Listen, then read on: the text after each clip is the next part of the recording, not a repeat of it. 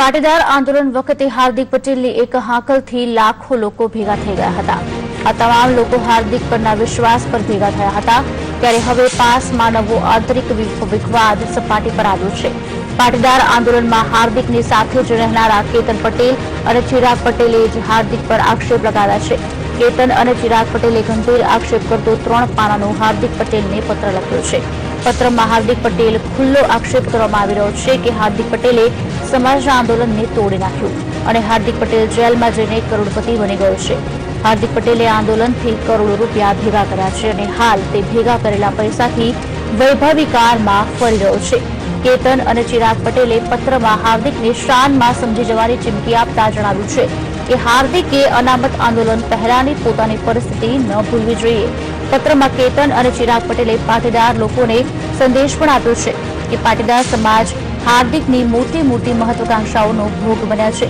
ઉલ્લેખનીય છે કે પાટીદાર આંદોલનમાં ચિરાગ અને કેતન પટેલ હાર્દિકના ખભેથી ખભો મિલાવીને ચાલતા હતા।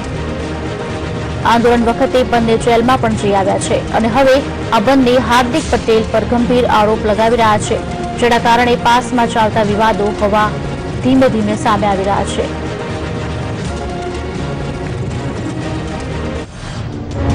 પત્રમાં ફક્ત અને ફક્ત એક જ વાત છે કે હાર્દિક જે ખોટા રસ્તે સમાજને લઈ જઈ રહ્યો છે અને સમાજનો ઉપયોગ કરીને પોતાની મહત્વાકાંક્ષા સંતોષવા માટે જે કામ કરી રહ્યો છે એના માટે હાર્દિકને અમે એક ચેતવણી આપી છે અને ફક્ત સમાજને ફાયદો થાય, સમાજ સંગઠિત બને અને ફરીથી આ લડાઈ આગળ વધે અને સમાજને અનામતનો લાભ મળે એ જ આ પત્રમાં ઉલ્લેખ છે। હા, જેલમાંથી છૂટ્યા પછી હાર્દિક દ્વારા ઘણા બધા સ્ટેટમેન્ટો આપ્યા છે અને જેલમાં રહીને પણ ઘણા બધા એને પત્રો લખ્યા છે। એ પત્રો જોઈને અમને એવું લાગે છે કે હાર્દિક છોકરમત કરી રહ્યો છે અને એને આ છોકરમતના હિસાબે સમાજે ઘણું ભોગવવાનું આવશે આવનારા સમયમાં। કદાચ આંદોલન વખતે પાટીદાર સમાજ અને બીજા સમાજને સાથે વર્ગ વિગ્રહ થવાની પરિસ્થિતિ હતી તો એ તો ન થયું, બધા સમાજ સમજી અને એ સ્થિતિમાં તો સમાજ નથી ગયો, પરંતુ હાલ એવી પરિસ્થિતિનું નિર્માણ થઈ રહ્યું છે કે પાટીદાર સમાજની અંદર વિગ્રહ થઈ જાય એવી પરિસ્થિતિ પેદા થઈ છે। હાર્દિક જોડે અસંખ્ય લેટરો હાર્દિક જેલમાંથી લખાયા છે અને બહાર આવ્યા પછી પણ હાર્દિકે એવા નિર્ણયો કર્યા છે કે એને પ્રવક્તાઓ નિમ્યા છે, એને કન્વીનરો નિમ્યા છે અને કોઈ પણના પૂછ્યા વગર કે કોઈ પણનું માર્ગદર્શન લીધા વગર જાણે હું જ કરું છું, પોતે એને મનસ્વી નિર્ણયો લે છે અને એ એવા વ્યક્તિઓનો લે છે કે જે રાજકીય પાર્ટીઓ સાથે જોઈન્ટ હોય।